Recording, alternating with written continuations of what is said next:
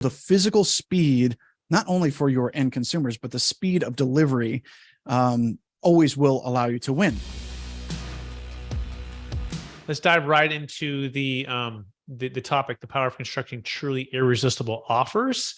So Jordan, what's the number one secret to doing that? So I think it's critical to come back with some baseline, some precedent to set, which is that if we're talking about active money systems where people are buying from you a particular product or service, we know that a better offer wins across the board universally. If I've got a better offer than the next guy, I'm going to win hands down. But it's not as much about just being cheaper than the next guy. There are other ways to ensure that you are held to kind of an elite status versus just becoming a commodity.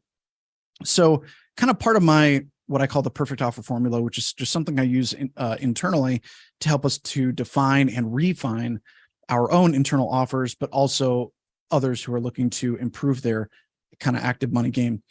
There's essentially three quadrants, and there's a kind of the trifecta of the perfect offer, meaning that you want to win in at least two out of the three ways of the trifecta. So you can either be better, you can be faster, or you can be more price. The price to value comparison is greater. So what do we mean by that? If you have to choose one of these, the very best opportunity for you to separate yourself from anyone else is just to be better. You know, I've had a software solution, for example, that was, we run a software company, so sometimes people's credit card payments fail, right? So it's like their subscription lapses for whatever reason, and we had a software that would go out and send out some automated emails to try to like reclaim some of that subscription revenue, but it wasn't super effective. Maybe it could reclaim about 5% of the lost funds, for example. But this other team came along and they said, hey, we'll charge you between $1,000 and $2,000 or whatever a month. And they manually reach out to these members to create the very greatest possible outcome. And they actually recover about 50%. So, I mean, I was losing right when I started with them, probably $15,000 a month in just lost credit card failures, or they got a new card, or they just need to update it.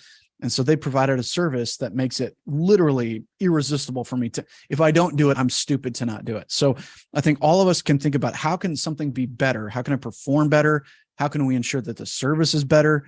The second caveat to that, or the second portion of the trifecta, is being faster. And so, for us as an example of this, although it happens to be quite internal, a lot of people who are running sales funnels, they're using ClickFunnels or Kajabi or maybe Samcart or some of these other platforms. And one of the biggest things that they're missing is page load speed. So the physical speed, not only for your end consumers, but the speed of delivery always will allow you to win. So if you can help me, Brett, to lose 20 pounds in 3 months versus someone else who says you can lose 20 pounds in 12 months, who's going to get my business? Well, clearly someone who has the strategy to make it come sooner to me is faster. In the same way that our pages and drop funnels, they happen to load very fast, which means that your consumers can get what they're looking for much sooner. And we're talking about hundreds of milliseconds where the difference is really being made. And so, but a lot of these systems, they'll load your pages in 10 or 12 seconds. We'll load it typically in under 3 seconds. Sometimes it's about a second.